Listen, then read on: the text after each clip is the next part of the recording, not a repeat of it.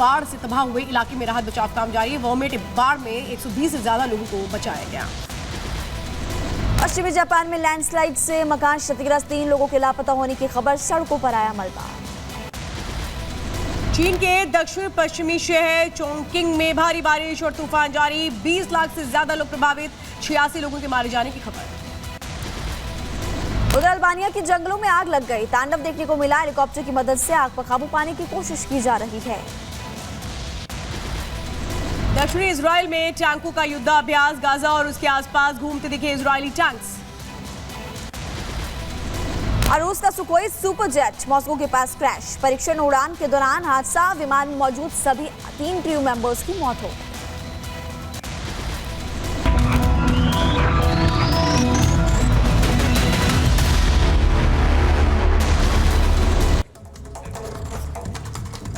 और अब बात कर लेते हैं अरविंद केजरीवाल पर दिए बड़े बयान की। संजय सिंह का दावा है कि अरविंद केजरीवाल का जेल में करीब 8.5 किलोग्राम वजन घट गया है, जो किसी गंभीर बीमारी का संकेत है।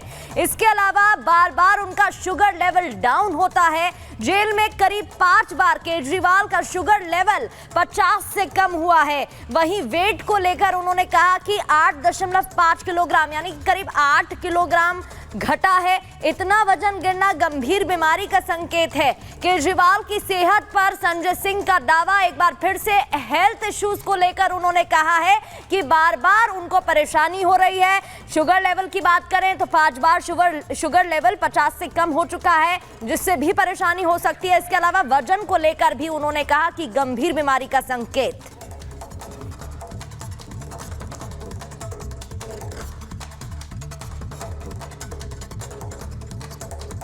और आज की तारीख में उनका वजन 8.5 किलो गिरकर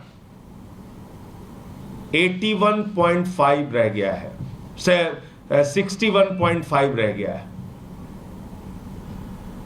70 किलो से घटकर 61.5 किलो उनका वजन रह गया है। करीब करीब 8.5 किलो वजन उनका 21 मार्च से लेकर अब तक कम हुआ है, जिसका कारण पता नहीं, जिसकी वजह मालूम नहीं, जिसकी कोई जांच नहीं हो पा रही है गंभीरता से, जिससे पता चल सके इतना वजन कम कैसे हुआ।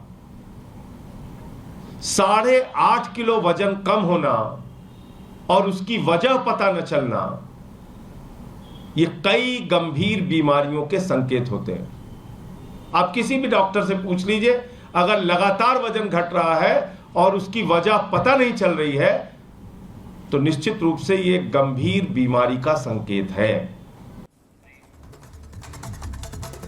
और रुक करते हैं अगली खबर का। केंद्रीय मंत्री गजेंद्र सिंह शेखावत ने स्काई डाइविंग दिवस पर स्काई डाइविंग की, और साथ ही साथ वो लोग जो स्काई डाइविंग के शौकीन हैं उनके लिए नरनौल जो हरियाणा में है वहां पर स्काई डाइविंग के लिए एक तरह से कहें कि अब वो शुरुआत हुई है जिसका लोग इंतजार करते हैं। तस्वीरें हम लगातार आपको दिखा रहे हैं स्काई डाइविंग को लेकर। एक तरह से स्काई डाइविंग बेहद रोमांचक भी होती है और आप ये तस्वीरें देख रहे हैं। देख सकते हैं भारत 24 पर एक्सक्लूसिव खबर। भारत के पर्यटन की दुनिया में, पर्यटन के क्षेत्र में, एरो स्पोर्ट्स के क्षेत्र में आज से प्रारंभ होता हुआ देख रहा हूं। जिस तरह से पूरे विश्व भर में इस तरह के एडवेंचर स्पोर्ट्स के प्रति रुझान बढ़ा है, अनेक भारतीय हजारों की संख्या में हर साल दुनिया के दूसरे देशों में, दुबई में, सिंगापुर में, थाईलैंड में, न्यूजीलैंड में जाकर के इस एरो स्पोर्ट्स का आनंद लेते हैं, स्काई डाइविंग का आनंद लेते हैं। भारत में ये फैसिलिटी शुरू होने के बाद निश्चित रूप से लोगों को इस रोमांच को अनुभव करने का अवसर तो मिलेगा ही, लेकिन साथ ही साथ में भारत के पर्यटन के क्षेत्र में भी, पर्यटन के इजाफे में वृद्धि के दृष्टिकोण से भी एक बहुत महत्वपूर्ण कदम होगा। चलिए खबरों में आगे बढ़ते हैं और बात करें उत्तर प्रदेश के फतेहपुर की। इन दिनों एक अलग ही चर्चा का विषय बना है फतेहपुर। वहां पर एक 24 साल के नौजवान का दावा है कि उसे 40 दिनों में 7वीं बार सांप ने काट लिया। प्रशासन घटना की जांच लगातार कर रहा है। आपको रिपोर्ट के जरिए पूरा मामला बताते हैं।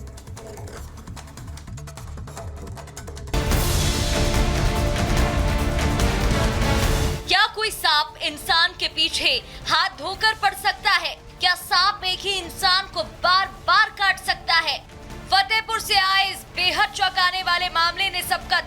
बेचा है। इसके बारे में जो भी सुनता है उसके कानों को आसानी से यकीन तो हो ही नहीं सकता। फतेहपुर के सौरा गांव के रहने वाले विकास द्विवेदी का दावा है कि वो सर्पदंश से पीड़ित है। इतना ही नहीं, 40 दिनों में उसे सांप ने 7वीं बार डस लिया है। घर वालों का दावा है कि 7वीं बार सांप के काटने से पहले उसे नर्सिंग होम में भर्ती कराया गया था और बार बार वो ठीक होकर घर आ गया।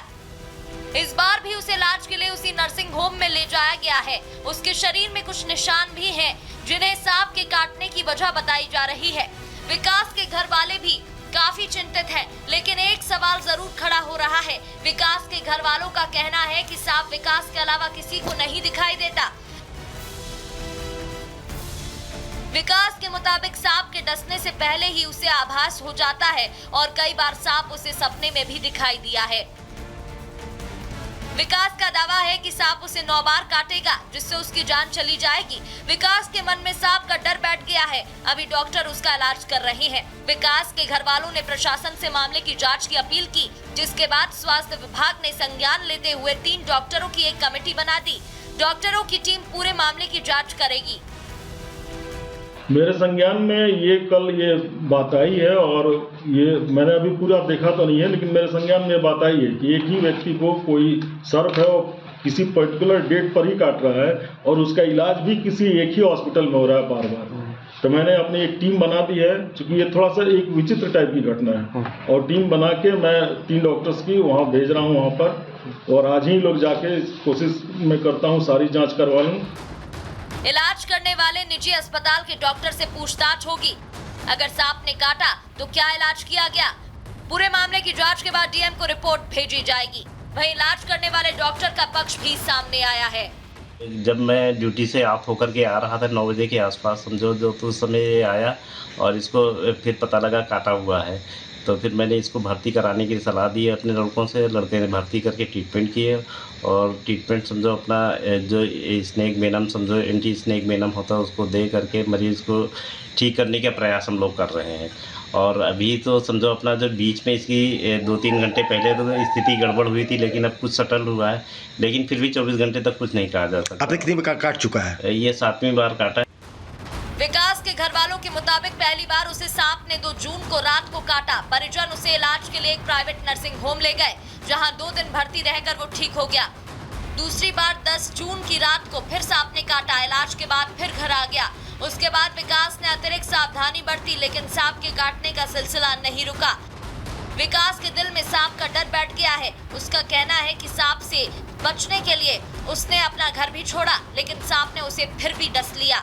इस बार भी दावा है कि वो अपने चाचा के घर पर था, लेकिन फिर से सांप ने उसे डस लिया। उनको 34 दिन में 6 बार ने सांप काटा है। इससे शनिवार और संडे को ही शिकार करता था, तो हम लोग को लगा कि ये शनिवार को फिर शिकार करेगा, तो हम लोग नासिक और बालाजी जाने की तैयारी कर रहे थे। जैसे ही हम लोगों ने बात चालू की कि मुझे नासिक जाना है, तो इसके 5 ही मिनट बाद तुरंत आया सांप ने उनको फिर डस लिया है। अब उनकी हालत बहुत ही गंभीर है। अभी आईसीयू में विकास द्विवेदी जी भर्ती हैं। मेरा सरकार से एक यही अपील है कि एक जांच एजेंसी भेजनी चाहिए। ये बार बार ऐसी वाकया हो रही है। दावे में कितनी सच्चाई है और बार बार सांप के काटने का रहस्य क्या है, ये तो खैर कोई नहीं जानता। अब जांच के बाद ही तस्वीर साफ हो सकती है। Bureau report, Republic Bharat.